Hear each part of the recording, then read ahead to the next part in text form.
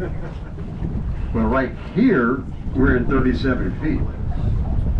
Right over there, it might be 15 feet. Way over there, 3/4 of the way over, it might be 5 feet. It's different all over the place here.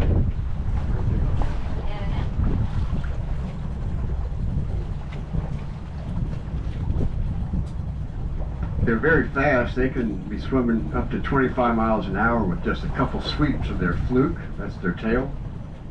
They can hold their breath up to around 5 minutes. So if they decide they want to be somewhere else, they can take a nice breath, go into water, and be gone.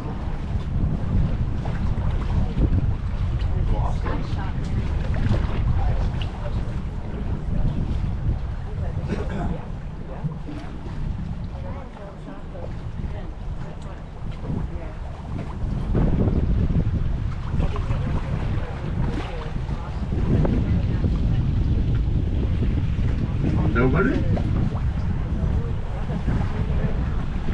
They live in pods, what we call it, pod. It's like a family gathering. Could be anywhere from 6 to a dozen, maybe 15 or so. Anywhere within that range. And sometimes the pods get together because they do have aunts, uncles, cousins, nephews, nieces, and stuff, family members in the other pods, because somehow they separate different times for different reasons. So they know dolphin in the other pods. They get together, and we call that a herd. Number dolphin. And then sometimes herds get together, but that's more of an offshore thing. And you'll have hundreds of dolphins together. Call that a super pod. 3 o'clock. There you go. There's more than one there. So they call that a super pod.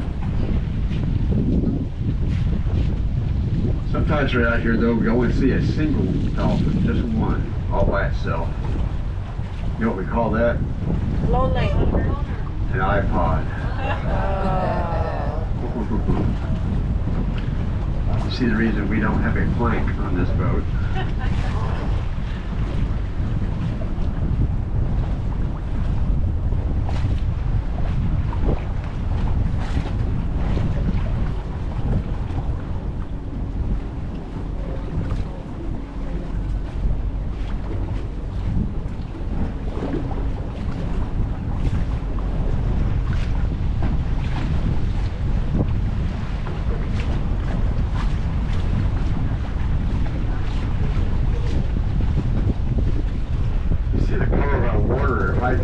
Dip the glass, so it's only about that much water. It'd be fairly clear. There'd be a little tint to it, but then the accumulation of that shuts it off. Only about that deep you're seeing.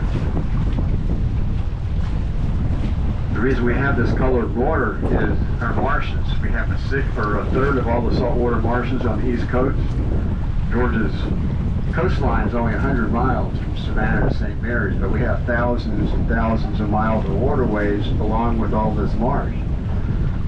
And this marsh is generally kind of inundated twice a day with the high tides. And it's just like if you go to the Okefenokee Swamp or freshwater, the dying foliage there releases these tannins in the water, causes that water to be dark. The same thing is happening with that marsh grass. Turns that water brownish in color. Very natural thing. It's never going to be a clear white water. That happy water.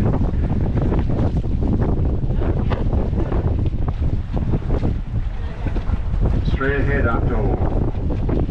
Yep, there we are. There's one too.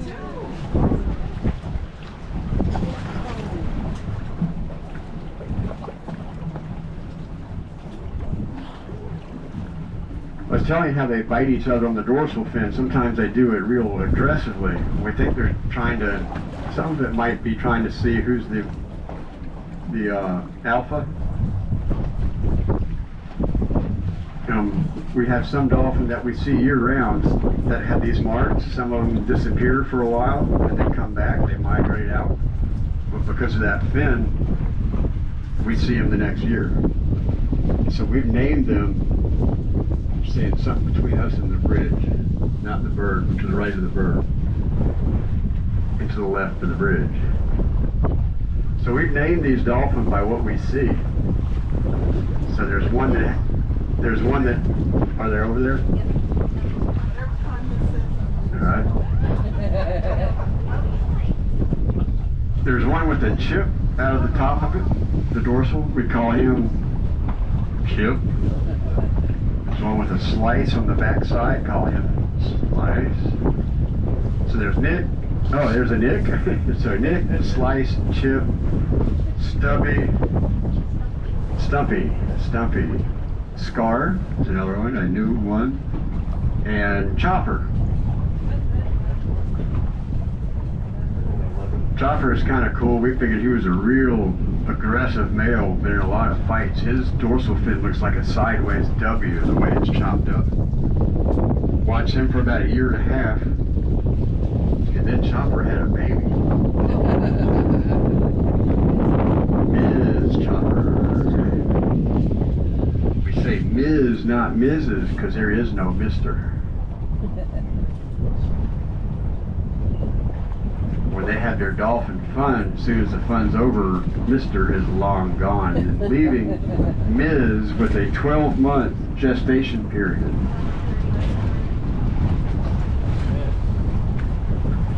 So Chopper turned out to be a girl. We should have known it was the female being the most aggressive. People look at me and go, what are you saying? Well, we actually should have known that, should have realized that, because in the dolphin world, because the males don't hang around, the dolphin world is ruled as a matriarchal society. Straight ahead.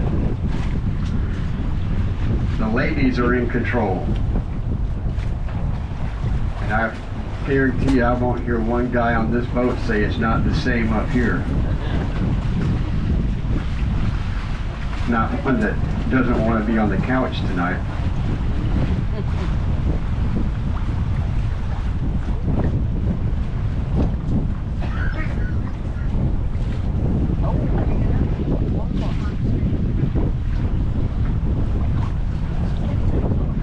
Well, if the light is warping, it's going to be 1 o'clock straight in front of me.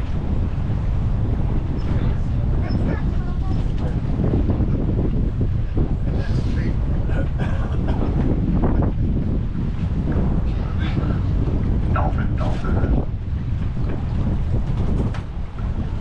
Let's see if I can.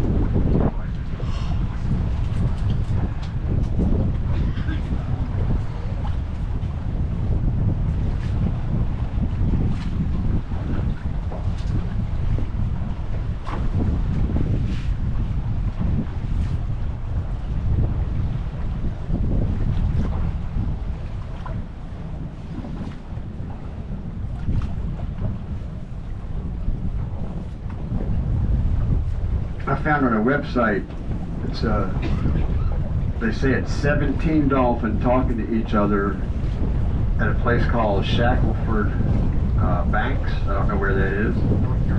North Carolina? All right. Well, apparently they had a 17 counter dolphin, had the hydrophones underwater, and here's what it sounded like.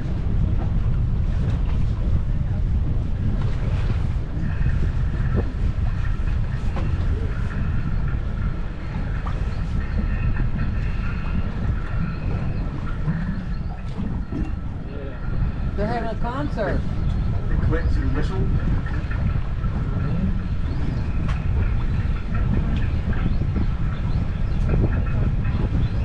Yeah, on sonar all the time.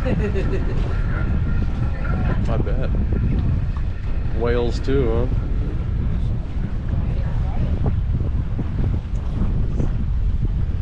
So that was cool. So that's them actually, I told you, the 60,000 words they've got. Some of those sounds, look at that.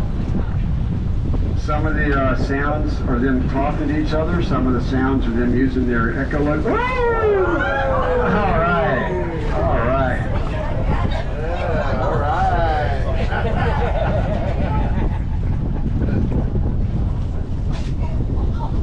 probably gonna happen again, but if you've got a camera, I'd be keeping it pointed forward right at this moment. Yeah. That was beautiful, and that does not happen every trip. That might be once in a 30 trip. Yeah, so with getting 6 manatees, a dolphin all the way out of the water, I'm buying a lottery ticket when I get ashore.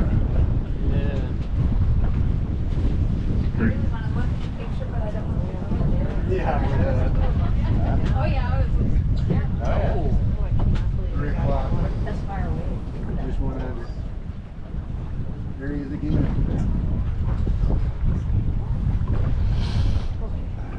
They're generally in the wild only a couple reasons that we have verification of why they jump like that. One is a male trying to impress a female. Jump all the way out of the water near her, come up to her and say, "Look how strong I am. I can jump all the way out of the water. Will you be my girlfriend?"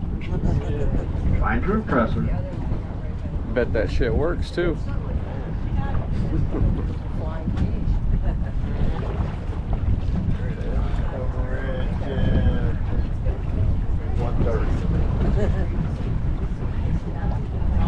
The other reason would be a female who is at the end of her 12-month gestation period, and she is ready for that baby to come out.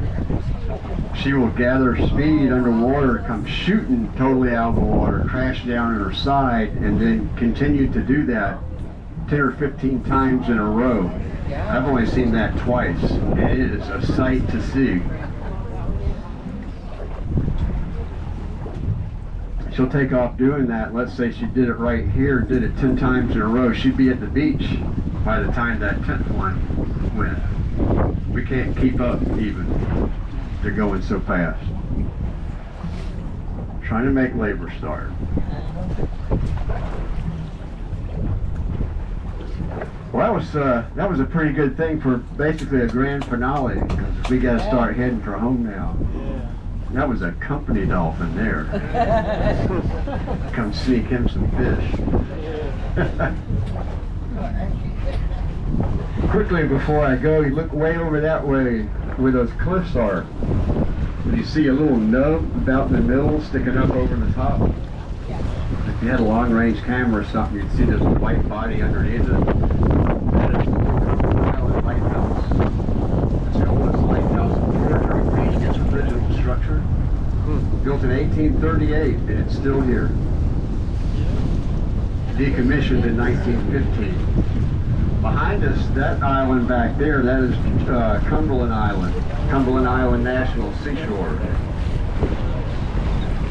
Got a lot of famous stuff there. The Carnegies, General Nathaniel Greene, General George James, Edward Earl Thornton, all had something going on.